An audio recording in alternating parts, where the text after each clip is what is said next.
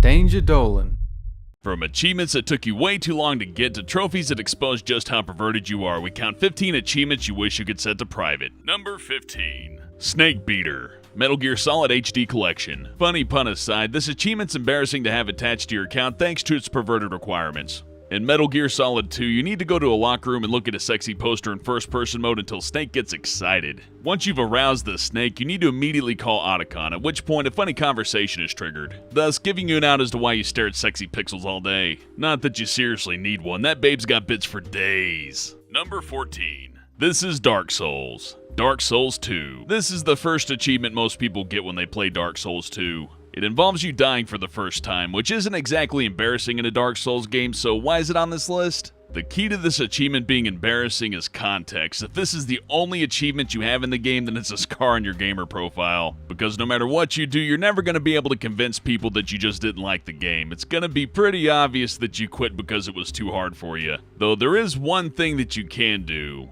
Get good. Number 13. Welcome to 2047. Command & Conquer 3. Well, before anything else, it's not exactly a point of pride to play an RTS game on a console, and getting this achievement only makes matters worse. In order to get this achievement, you need to press the A button 2,047 times. Which wouldn't be so bad if it was accumulative, but it's not. You have to sit there and hammer the A button for about 5 or 10 minutes to get this achievement. And the only thing this achievement actually proves is that you care less about your free time than Electronic Arts does, and that's saying a lot. Number 12. Long Road Ahead. Guitar Hero 2.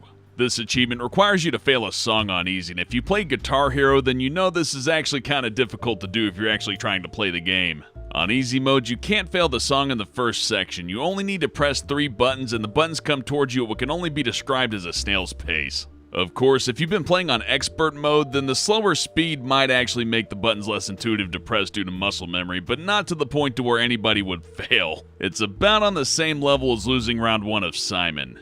Anybody remember Simon? Number 11. Afraid.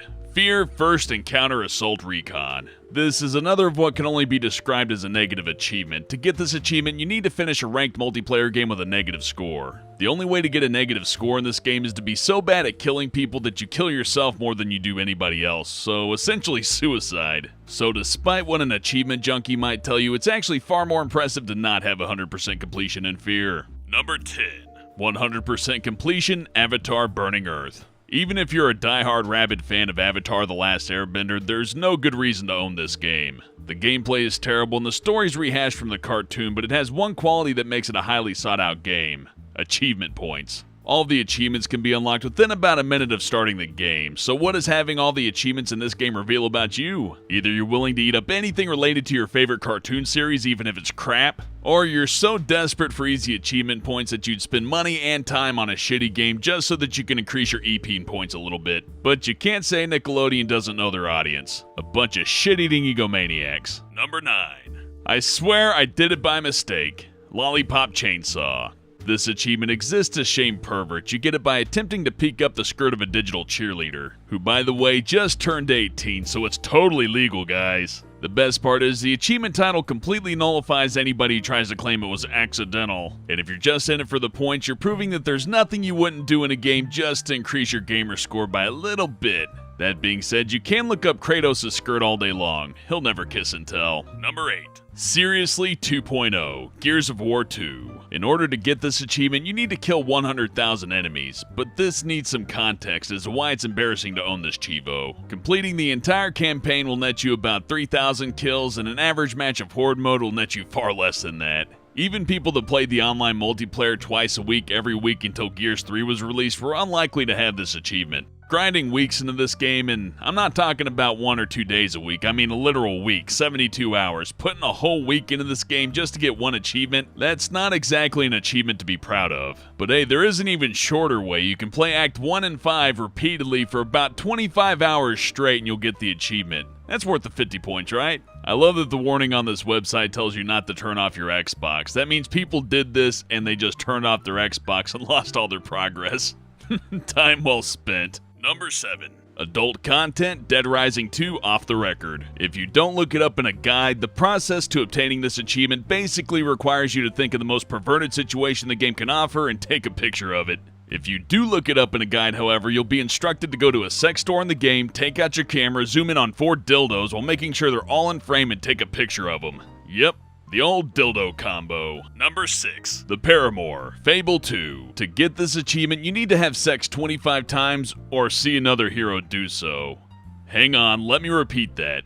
You can get this achievement by listening to another hero having sex 25 times. You don't want that ambiguity in there. Who wants an achievement that could possibly imply that you decided to watch another person have sex in a video game 25 times? Then again, what do I know? Some people might be really into it. Maybe a porn site with achievements would do really well. You've watched 500 hours of cam shows. 50 points. Yo dudes, check it out. I just got 100% completion on Backyard Gangbangs 3. That's the hardest one. Not that I've watched Backyard Gangbangs 3. No. Never. Number 5. First prayer answered. Oh my god, I'm gonna butcher this. Senran Kagura Shinobi Versus. Let me know in the comments if I got that one right.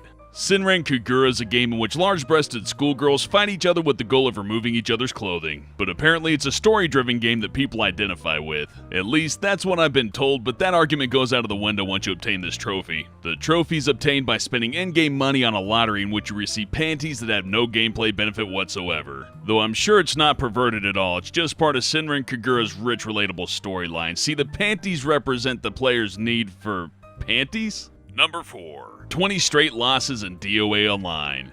Dead or Alive 4. Team Ninja wants you to feel bad about yourself. If you see someone that has this achievement, there's no second guessing how they got it. The achievement spells it out clear as day, there's no ambiguity here. Having a 20-loss streak in just about any online game in which you can't blame your team is incredibly shameful. To top it off, this achievement gives you 0 gamer score, so nobody should feel obliged to get this one. This is Team Ninja's way of letting you know you should try a different approach, or even better, a different game. Number 3. Smooth as fuck, Honey Pop. Okay, so you decided to get a dating sim on Steam that has some pornographic content. Whatever, each to their own. But when you go through the effort to spend the night with each girl without failing a single date, reading a guide on how to flawlessly fuck each girl in the game in one playthrough, you really need to rethink your life. If you really want to do this, you might want to consider playing a version that doesn't show your masturbatory session to the whole world. Unless, of course, that's your thing, in which case I think it's on sale right now. Number 2.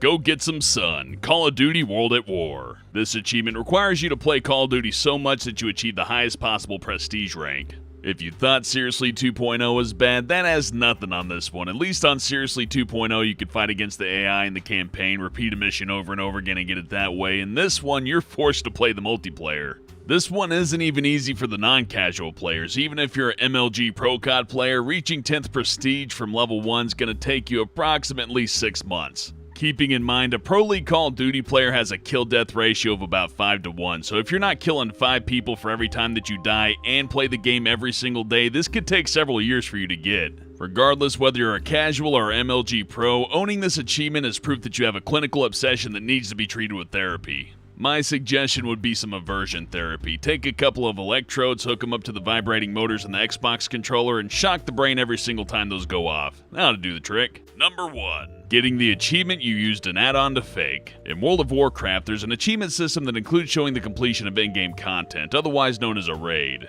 Showing this achievement is often a requirement for random people that want to be recruited for said raids. Of course, in World of Warcraft there's a way to fake the achievement, which is all well and good for you until you actually complete the raid and then the achievement pops up. For obvious reasons, this can lead to some embarrassing moments on chat and you missing out on all the loot you worked so hard to get.